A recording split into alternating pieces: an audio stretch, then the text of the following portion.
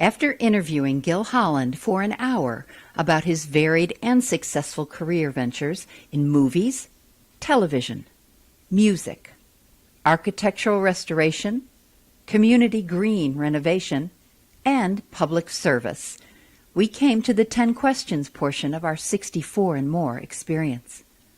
To my surprise, every one of Gill Holland's answers had nothing to do with his entrepreneurial career and everything to do with his family.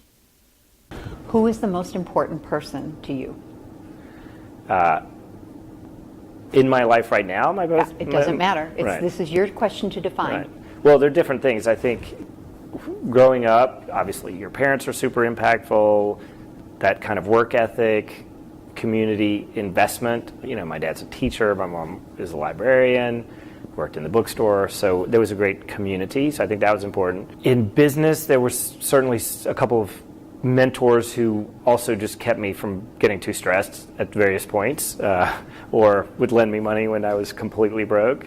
And obviously, my wife's had a huge impact on me if you think about the sustainability stuff. And now, I think the kids really, you have kids, and it's a total game changer. And it's one of those things, until you have kids, you just cannot imagine and have no idea how impactful that is. And we really didn't talk about them. Tell us a little bit. Give us a thumbnail. Right. Well, and also I was going to say my parents-in-law, I think, also are so involved in the community that really was eye-opening. I mean, I remember at one point my father-in-law, who was the CEO of a $20 billion company, who has 4,000 employees, and we were on the board of Actors Theater, and they were discussing at one point, they were like, right, so whoever wants to stay after, we're going to talk about the carpet design, because we're redoing the carpet in this rug.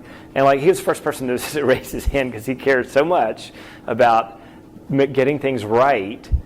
And I was like, that's like the busiest guy, there's nobody in town that is busier than this man. So I was like, wow, okay, I can give more than I thought I could to the community. Excellent. So lots of good people. Okay, thumbnail of your children.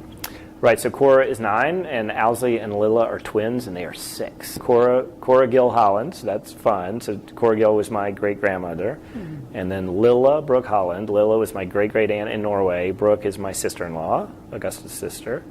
And then Owsley Brown Holland. Owsley Brown was my father-in-law. Can you already see in them who they're going to be? Do you have glimpses of who they're going to be? It's so, I always think about that, and I'm like, like Cora today in the car, normally we listen to Kids Bop, but today there was something on NPR. I was like, we got to listen to this, and of course they brought up Trump or something, and Cora's like, well, I want Hillary to get elected, but I also don't want her to get elected because maybe I want to be the first female president.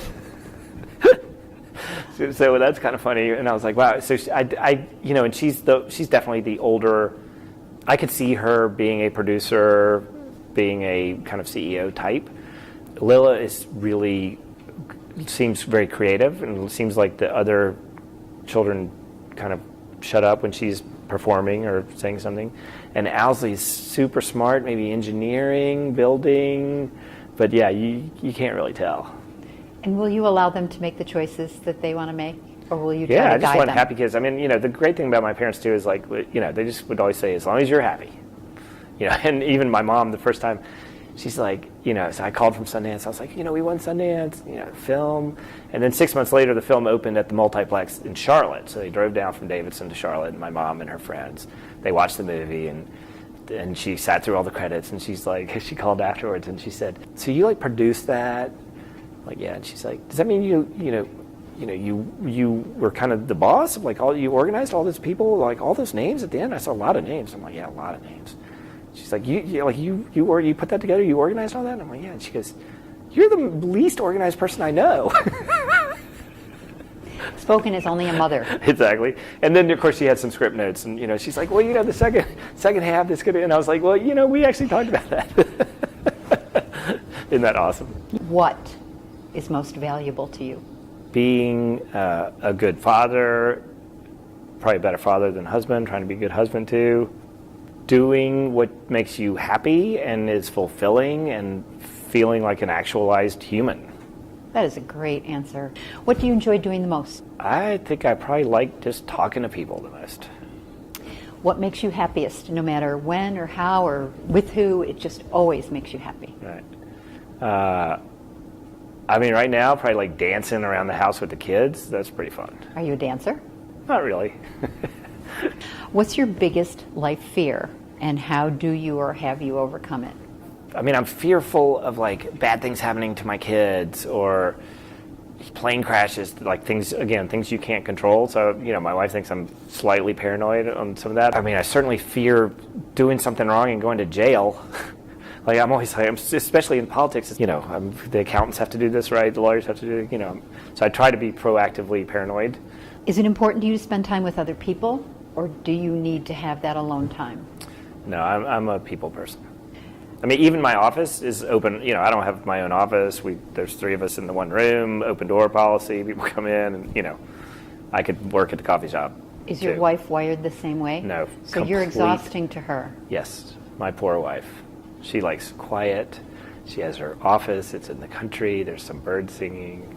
My desk is a mess. Yeah, you're a whirling dervish. I have art all over the walls. She likes one, nice art piece, which is ironic because I'm always like, and maybe I'm just the ultimate project for her. She's like, okay, I'm going to try to, mold you somehow.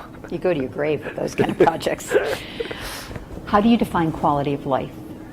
Having time to spend with your family and friends, experiencing cultural and outdoor amenities.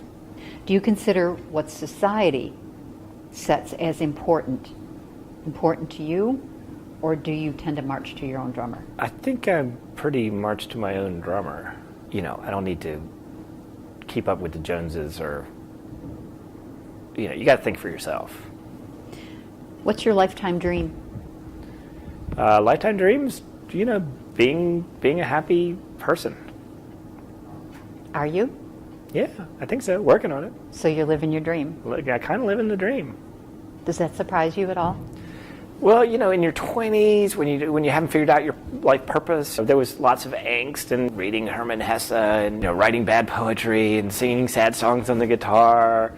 And so I think the more purpose I found, the happier I've gotten. And I think I was always happy. I was more melancholic. If there's one thing about Louisville that people don't know, and that you have learned and you are trying to continue to promote, what is that one thing you want people to know about this community or this town? Aside from some of the amenities like Falls of the Ohio and the museums, I think if people realized how kind of independent-minded the community is, that is our biggest selling point. I always joke that Louisville is the only city that could have produced Muhammad Ali, Jennifer Lawrence, and Hunter S. Thompson. 3 great independent thinkers.